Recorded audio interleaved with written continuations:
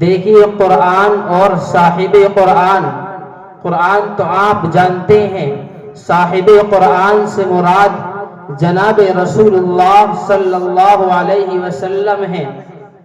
قرآن اور صاحب قرآن یہ دو علیحدہ موضوع ہیں۔ اگر میں یوں کہوں کہ دونوں ایک ہیں تو پھر اس میں کلام نہیں کہ قرآن بھی وہی اور صاحب قرآن بھی وہی۔ اس میں فرق کیا ہے؟ فرق یہ ہے کہ قرآن علم ہے، نبی عمل ہے، قرآن متن ہے، نبی تشریح ہے، قرآن اجمال ہے، نبی تفصیل ہے، قرآن بے مثال ہے، جس نبی پہ اترا وہ نبی بھی بے مثال ہے۔ قرآن کو پڑھ کر کوئی تھکتا نہیں ہے، محمد الرسول اللہ صلی اللہ علیہ وسلم کے چہرے کو دیکھ کر کوئی تھکتا نہیں ہے۔ معزز سامعین اعظام، دنیا کے اندر بہت سے لوگ مختلف کتابوں کا مطالعہ کرتے ہیں۔ کوئی بی اے کی کتاب پڑھتا ہے، کوئی ایم اے کی کتاب پڑھتا ہے، کوئی اردو کا مطالعہ کرتا ہے، کوئی ہندی پڑھتا ہے۔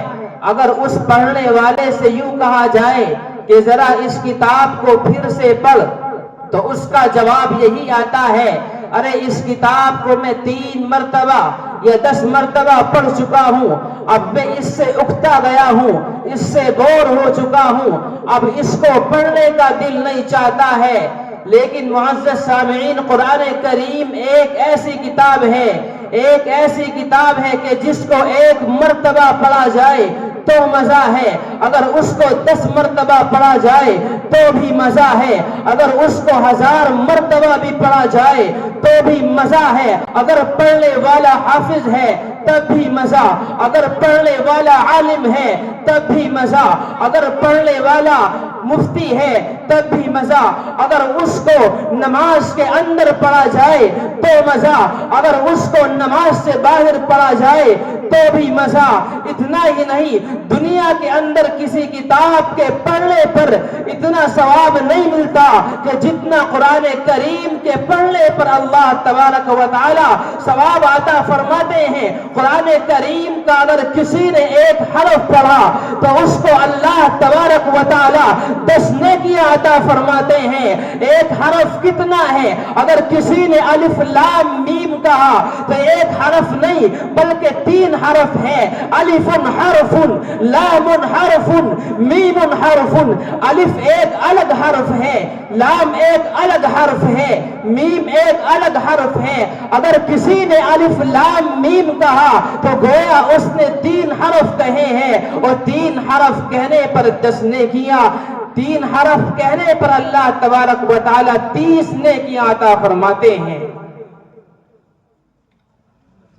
تو ذرا اندازہ لگایا جائے، اگر روز قرآن کریم کی تلاوت کی جائے، اگر 1 پارہ پڑھا جائے تو کتنی نیکیاں ہمارے نامہ اعمال میں اکٹھی ہو جائیں۔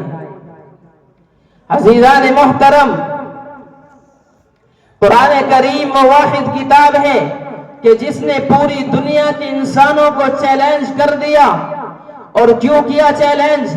اس لیے کہ کفار مکہ یوں کہا کرتے تھے، جب میرے اور آپ کے آقا محمد عربی صلی اللہ علیہ وسلم ان کے سامنے قرآن کریم کو پیش کرتے تو وہ کفار کہا کرتے تھے، ارے یہ کلام تو رب کا کلام نہیں ہے، یہ تو محمد کا کلام ہے۔ نعوذ باللہ، وہ کفار کہتے تھے یہ محمد کی من گھڑت باتیں ہیں، محمد جھوٹ کہتا ہے کہ یہ کلام تو رب کا کلام نہیں ہے، یہ اس کی بنائی ہوئی باتیں ہیں۔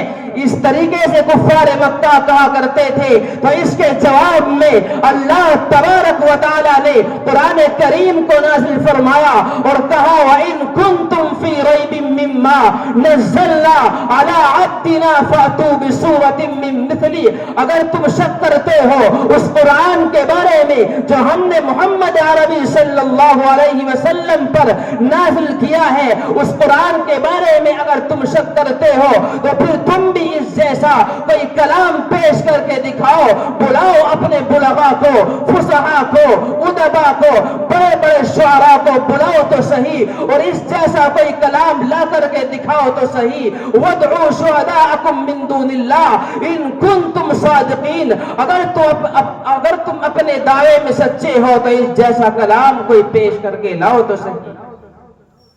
لیکن کوئی سامنے نہیں آیا۔ قرآن کریم پھر ایک اور درجہ نیچے اتر کر پھر چیلنج کر رہا ہے اور کہا قُلْ فَأْتُوا بِعَشْرِ سُوَرٍ مِثْلِهِ، اگر پورا قرآن کریم پیش نہیں کر سکتے ہو تو 10 سورتیں ہی پیش کر کے دکھا دو جو قرآن کریم کے انداز پر ہو، قرآن کریم کے مثل ہو۔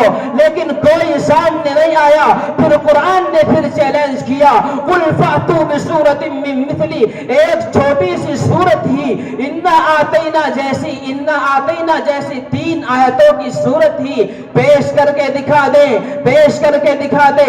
جناب رسول اللہ صلی اللہ علیہ وسلم نے اِنَّا آتَيْنَا کو لکھوایا، کعبے کی دیوار پر ٹنگوایا اور چیلنج کر دیا لاؤ اس جیسی کوئی صورت لا کر کے دکھاؤ، لیکن کوئی سامنے نہیں آیا۔ فَإِن لَّمْ تَفْعَلُوا وَلَن تَفْعَلُوا، تم نہیں کر سکتے ہو، ہرگز نہیں کر سکتے ہو۔ کیوں؟ اس لیے کہ یہ کلام مفترا من محمد نہیں ہے، یہ تو منزل من اللہ ہے، یہ اللہ کی جانب سے نازل کردہ قرآن کریم ہے، یہ کسی انسان کا کلام نہیں ہے۔ عزیزان محترم، اتارنے کو تو اللہ نے توریت کو بھی نازل کیا، زبور کو بھی نازل کیا، انجیل کو بھی نازل کیا، 127 صحیفے نازل کیے، بڑی کتابیں 4 نازل فرمائی، توریت، زبور، انجیل، قرآن کریم۔ اب ذرا ان کے اترنے کے انداز کو دیکھیے۔ جب اللہ نے توریت کو نازل کرنا چاہا تو موسیٰ علیہ السلام کو حکم دیا، اے موسیٰ جاؤ طور پہاڑ پر جائیے، 40 دن کا چلہ لگائیے، اس کے بعد میں آپ کو توریت عطا کروں گا۔ جب زبور کا وقت آتا ہے، اللہ تبارک و تعالی حضرت داؤد علیہ السلام کو حکم دیتا ہے، اے داؤد جاؤ اپنے عبادت خانے میں بیٹھ جائیے، میں آپ پر زبور کو نازل کروں گا۔ جب انجیل کا وقت آتا ہے، اللہ تبارک و تعالی حضرت عیسیٰ علیہ السلام کو حکم دیتا ہے، اے عیسیٰ اپنے عبادت خانے میں بیٹھے رہنا، میں آپ کو انجیل عطا کروں گا۔ لیکن جب قرآن کی باری آتی ہے، اللہ نے میرے نبی کو مکلف نہیں بنایا، بلکہ جیسا چاہا، جیسی ضرورت پڑتی گئی قرآن کریم نازل ہوتا گیا۔ اگر میرا نبی میدان بدر میں ہے، قرآن کریم بھی وہی نازل ہو رہا ہے۔ اگر خندق میں ہے، قرآن کریم بھی وہی نازل ہو رہا ہے۔ اگر نبی غزوہ تبوک میں ہے، قرآن کریم بھی غزوہ تبوک میں نازل ہو رہا ہے۔ اگر میرا نبی چلتا ہے، قرآن بولتا ہے، نبی مسکراتا ہے، قرآن بولتا ہے۔ اس طریقے سے قرآن کریم نازل ہوا، جیسی ضرورت پڑتی گئی قرآن کریم اترتا چلا گیا۔ عزیزان گرامی، اب اسی قرآن سے معلوم کرتے ہیں، میں نے شروع میں ہی کہا تھا میری تقریر کا عنوان قرآن اور صاحب قرآن ہے۔ اب اسی قرآن سے معلوم کرتے ہیں، اے قرآن ذرا صاحب قرآن یعنی جناب رسول اللہ صلی اللہ علیہ وسلم کا تعارف تو پیش کر۔ تو قرآن بڑے اچھے انداز سے میرے اور آپ کے آقا جناب رسول اللہ صلی اللہ علیہ وسلم کا تعارف پیش کرتا ہے۔ قرآن کہتا ہے الم یجدک یتیما فآویٰ، جب میرے نبی کی رحمت کا ذکر آتا ہے قرآن کہتا ہے وما ارسلناک الا رحمتا للعالمین، جب میرے نبی کی ختم نبوت کا ذکر آتا ہے قرآن کہتا ہے ما کان محمد ابا احد من رجالکم ولکن رسول اللہ وخاتم النبیین، آپ آخری نبی ہے، آپ کے بعد میں کوئی نبی نہیں۔ خاتم کے معنی آخر کے، یہ مہر لگانے کے، آپ کے بعد میں کوئی نبی نہیں۔ نبیوں کا سلسلہ بند کر دیا گیا ہے۔ آپ کے بعد میں اگر کوئی نبوت کا دعویٰ کرے گا وہ جھوٹا ہے، وہ شاعر ہے، وہ کذاب ہے، اس کا اس دین سے کوئی تعلق نہیں ہے۔ آپ کے بعد میں کوئی نیا نبی نہیں۔ اور اسی قرآن سے معلوم کرتے ہیں، اے قرآن ذرا بتا تو صحیح محمد کا چہرہ کیسا تھا۔ قرآن کہتا ہے والضحیٰ، اے نبی تیرے روشن چہرے کی قسم جب میرے نبی کے زلفوں کی باری آتی ہے۔ قرآن کہتا ہے واللیل اذا سجا، جب میرے نبی کی زبان کی باری آتی ہے۔ قرآن کہتا ہے لا تحرک به لسانک لتعجل به، جب میرے نبی کی بیویوں کی، آپ کی بیٹیوں کی باری آتی ہے۔ قرآن کہتا ہے یا ایھا النبی قل لازواجک وبناتک ونساء المؤمنین یدنین علیہن من جلابیبہن، اے نبی آپ اپنی بیویوں سے، آپ اپنی بیٹیوں سے اور تمام مومن عورتوں سے یہ کہہ دیجئے کہ وہ پردہ کر لیا کریں، اپنے چہرے کے آگے اوڑھنی ڈال لیا کریں۔ معزز سامعین عزام، قرآن کریم تو واحد کتاب ہے کہ جس میں حضرات علماء کرام 1450 سال سے غوطہ لگا رہے ہیں، لیکن آج تک اس کے مکمل موتیوں کو حاصل نہیں کر سکے، اس کے مکمل اسرار و رموز کو، اس کے مفاد کو مکمل حاصل نہیں کر سکے۔ آپ کو میں بتاؤں، کسی سوال کرنے والے نے حضرت امام احمد ابن حنبل سے سوال کیا کہ امام صاحب قرآن کریم کے بارے میں کچھ بتائیے۔ امام صاحب نے جواب دیا کہ قرآن کریم ایسی کتاب ہے، اتنی وسیع ہے کہ میں نے قرآن کریم سے 4000 مسائل اخذ کر لیے ہیں اور ان کی کئی جلدیں میں بنا چکا ہوں، لیکن اس کے مکمل موتیوں کو حاصل نہیں کر سکا۔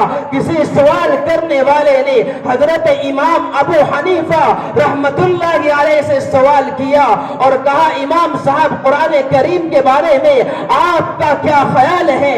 امام صاحب نے جواب دیا ارے قرآن کریم سے میں نے 90,000 مسائل اخذ کر لیے ہیں۔ کسی نے امام غزالی علیہ الرحمہ سے سوال کیا اور کہا جی آپ بھی قرآن کریم کے بارے میں کچھ بتائیے۔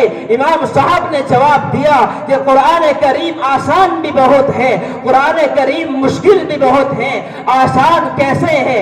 آسان اس طریقے سے ہے کہ ایک 7 سال کا بچہ، ایک 8 سال کا بچہ پورے قرآن کریم کو حفظ کر لیتا ہے، ایسا حفظ بھی کر لیتا ہے کہ وہ الف لام میم سے والناس تک پڑھ دے گا، ایک بھی لفظی غلطی نہیں کرے گا۔ اور مشکل اتنا ہے کہ اس قرآن کریم کے اندر حضرات علماء کرام 1450-1500 سال سے غوطہ لگا رہے ہیں، لیکن اس کے مکمل موتیوں کو حاصل نہیں کر سکے ہیں۔ یہ قرآن کریم کے اندر طوالت ہے، یہ قرآن کریم کی گہرائی ہے، یہ مرتبہ قرآن کریم کا ہے۔ معزز سامعین اعظام، بزرگوں، دوستوں، نوجوان ساتھیوں، قرآن کریم کو اللہ نے نظام حیات بنایا ہے۔ کسی بیوقوف احمق نے اعتراض کیا اور کہا کہ جی اللہ نے توریت کو نازل کیوں کیا جب اس کو محفوظ نہیں رکھوانا تھا؟ زبور کو نازل کیوں کیا جب نہیں رکھوانا تھا؟ انجیل کو نازل کیوں کیا جب اس کو محفوظ نہیں رکھوانا تھا؟ کسی سوال کرنے والے نے سوال کیا، لوگ آپ سے بھی سوال کر سکتے ہیں، اس کا جواب میں آپ کو دے کر کے جاؤں گا۔ اس کا جواب ایک مثال کے ذریعے سے آپ کو سمجھاتا چلوں۔ دیکھیے ہندوستان کی حکومت اگر کوئی قانون نافذ کرتی ہے، اگر کوئی قانون نافذ کرتی ہے، وہ قانون چلتا رہا 1 سال تک، 2 سال تک وہ قانون چلتا رہا، لیکن جب حکومت نے دیکھا کہ اب اس قانون پر عمل کرنا ممکن نہیں ہے تو حکومت دوسرا قانون نافذ کر دیتی ہے۔ اب دوسرا قانون آ گیا ہے، اب دوسرے والے قانون نے پچھلے والے قانون کو منسوخ کر دیا ہے۔ آپ مجھے ذرا بتائیے کہ اس نئے والے قانون کی وجہ سے کیا پچھلے والے قانون کا احترام نہیں ہوگا؟ ہاں ضرور ہوگا۔ اس ملک کے باشندے کے لیے پچھلے والے قانون کا بھی احترام کرنا ضروری ہوگا۔ یہ قانون بھی اسی بادشاہ کا بنایا ہوا ہے اور پچھلا والا قانون بھی اسی بادشاہ کا بنایا ہوا ہے، لیکن اتنا ضرور ہے کہ نئے قانون نے پچھلے قانون کو منسوخ کر دیا ہے۔ عمل کے اعتبار سے پچھلے والے قانون پر عمل تو نہیں کریں گے لیکن احترام ضروری رہے گا۔ اب آئیے اصل مقصد کی طرف۔ اللہ نے توریت کو نازل کیا، توریت اللہ کا قانون تھا۔ اللہ نے زبور کو نازل کیا، زبور اللہ کا قانون تھا۔ اللہ نے انجیل کو نازل کیا، انجیل اللہ کا قانون تھا۔ یہ قانون آئے اور چلتے رہے۔ جب اللہ نے دیکھا کہ اس انسانیت کو ایک نئے قانون کی ضرورت ہے تو اللہ تبارک و تعالیٰ نے قرآن کریم کو نافذ کر دیا۔ اب قرآن کریم یہ قانون آ گیا ہے۔ قرآن کریم کی وجہ سے، اس نئے قانون کی وجہ سے پچھلے والے قانون منسوخ ہو گئے ہیں، لیکن منسوخ ہونے کا مطلب یہ نہیں ہے کہ اس کا احترام نہیں کیا جائے گا۔ نہیں، احترام کیا جائے گا۔ وہ ضرور قابل عمل نہیں رہے لیکن لائق احترام ہے۔ توریت پر عمل نہیں کیا جائے گا لیکن لائق احترام ہے۔ زبور پر عمل نہیں کیا جائے گا لیکن لائق احترام ہے۔ انجیل پر عمل نہیں کیا جائے گا لیکن لائق احترام ہے۔ کیوں؟ اس لیے کہ قرآن کریم آ گیا ہے۔ قرآن کریم نے پچھلے والے قانون کو منسوخ کر دیا ہے۔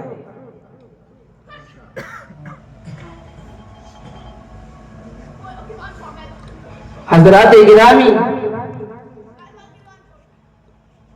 یہ سائنس والے تانا دیتے ہیں اور کہتے ہیں ارے تمہارے قرآن نے تمہیں کہاں تک پہنچایا؟ دیکھو ہماری سائنس نے ہمیں کہاں تک پہنچا دیا ہے۔ ہماری سائنس نے ہمیں چاند تک پہنچا دیا ہے۔ اس طریقے کے سوال کر کے وہ آپ کو مغلوب کرنے کی کوشش کریں گے، لیکن ان کے دھوکے میں نہیں آنا۔ میں آپ کو اس کا جواب بھی دے کر کے جاؤں گا۔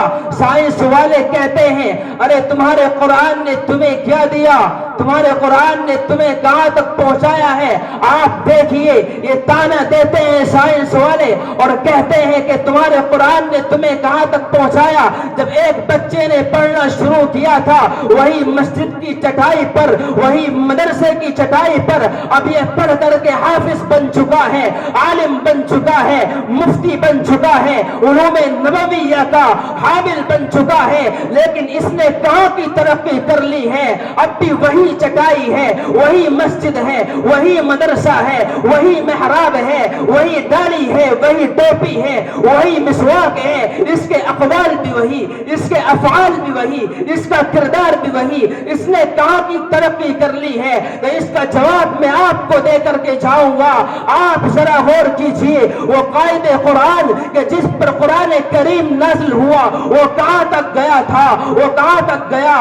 اللہ سے جا کر کے مل کر کے آیا تھا وہ قائد قرآن۔ ان کے پاس میں آپ کو یہ واقعہ سنا کر کے اپنی بات کو ختم کروں گا۔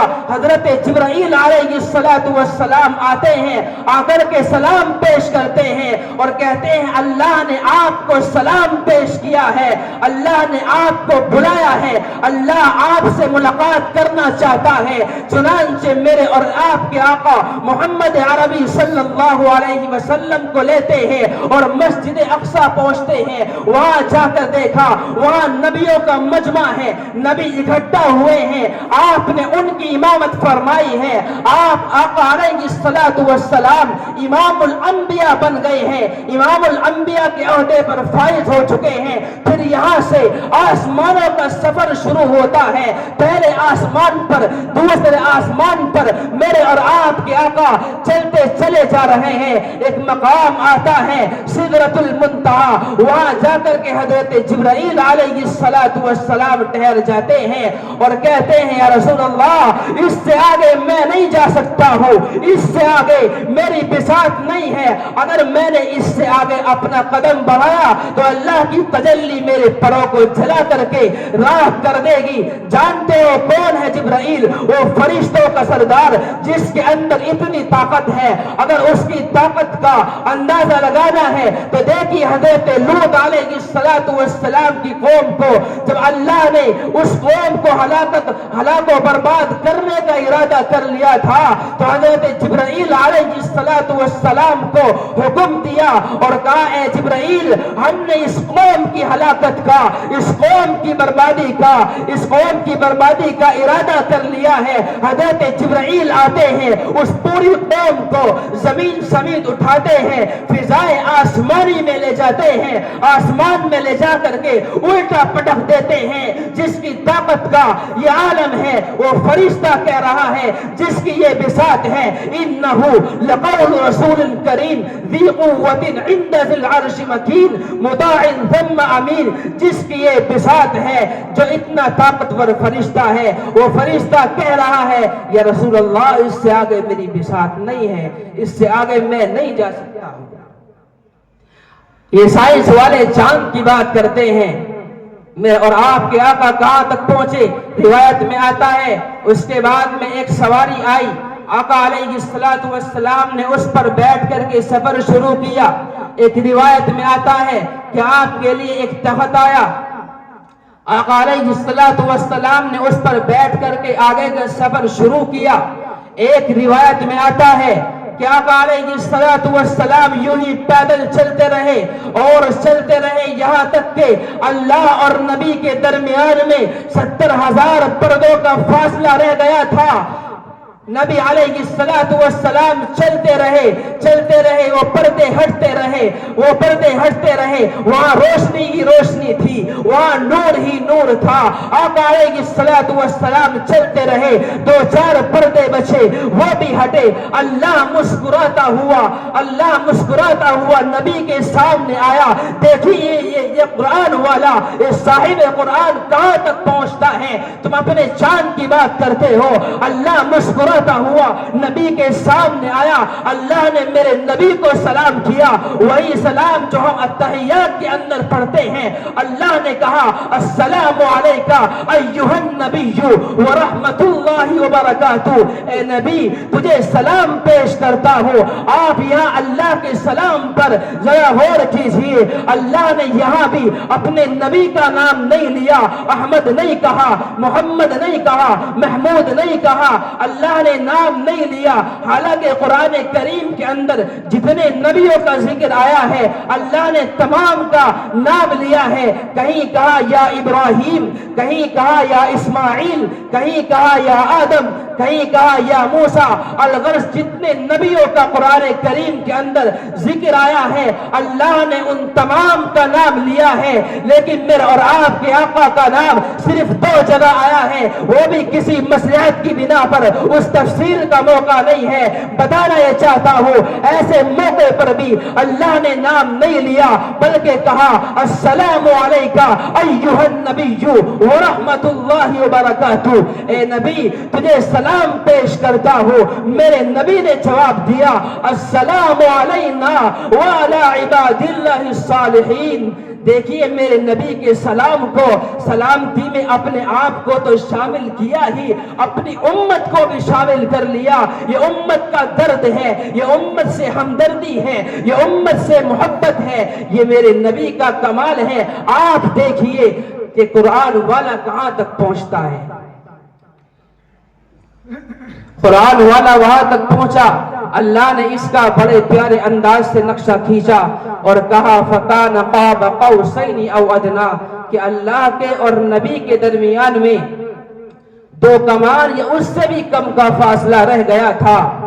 پھر بھی اللہ نے کہا، مسلم کی روایت ہے اُدْنُ مِنِّي، اے میرے محبوب میرے اور قریب آ جا۔ یہ قرآن وہاں تک پہنچاتا ہے، اور اتنا ہی نہیں، کل قیامت کا میدان ہوگا۔ ہوگا یا رب نفسی نفسی، اے ربا میری جان بچا لیجئے، میری جان بچا لیجئے۔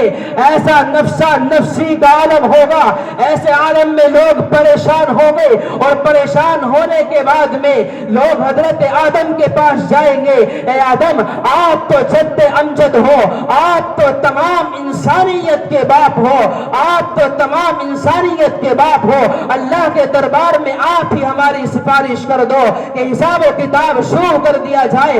حضرت آدم معذرت کر دیں گے، الغرض تمام انبیاء کے پاس جائیں گے، آخر میں میرے اور آپ کے آقا محمد عربی صلی اللہ علیہ وسلم کے پاس جائیں گے کہ جی سفارش کر دیجئے۔ میرے اور آپ کے آقا محمد عربی صلی اللہ علیہ وسلم اللہ کے دربار میں پہنچیں گے، سجدہ ریز ہو جائیں گے، اور جا کر کے کہیں گے، اللہ کہے گا اے میرے محبوب بتا کیا کہنا چاہتا ہے، کیا مانگنا چاہتا ہے؟ میرے اور آپ کے آقا کہیں گے یا ربی امتی امتی، یعنی سب کی زبان پر تو یہی ہوگا یا ربی نفسی نفسی، اے ربا میری جان بچا لیجئے، میری جان بچا لیجئے۔ لیکن میرے اور آپ کے آقا کی زبان پر یا ربی امتی امتی ہوگا، اے مولا کریم میری امت کو بچا لیجئے، میری امت کو بچا لیجئے۔ اس کے بعد حساب و کتاب کا نمبر آئے گا، حساب و کتاب شروع کر لیا جائے گا۔ اب سوال یہ ہے کہ سب سے پہلے حساب کس کا ہوگا؟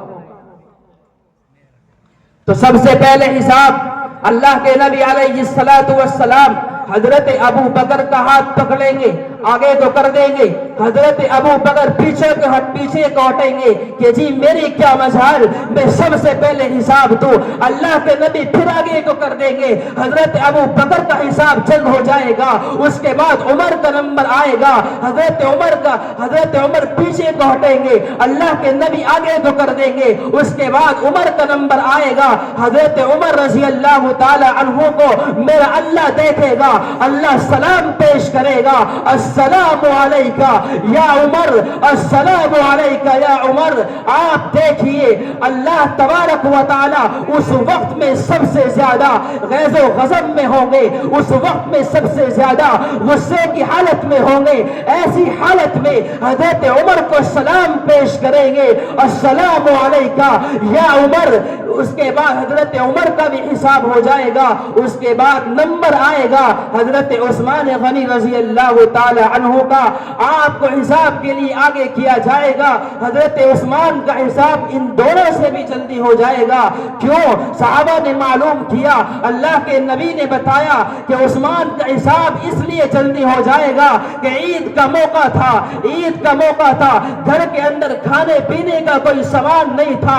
عائشہ نے مجھ سے کہا تھا اے اللہ کے نبی آج عید کا دن ہے، ہمارے پاس میں آج غربا آئیں گے، آج مساکین آئیں گے، لیکن ہمارے پاس کھانے پینے کا ان کو دینے کے لیے کچھ نہیں ہے۔ یہ بات حضرت عثمان غنی کو معلوم ہوتی ہے۔ حضرت عثمان غنی رضی اللہ تعالی عنہ اونٹ پر بہت سارا ساز و سامان لاد کر کے میرے اور آپ کے آقا محمد عربی صلی اللہ علیہ وسلم کے گھر بھجوا دیتے ہیں۔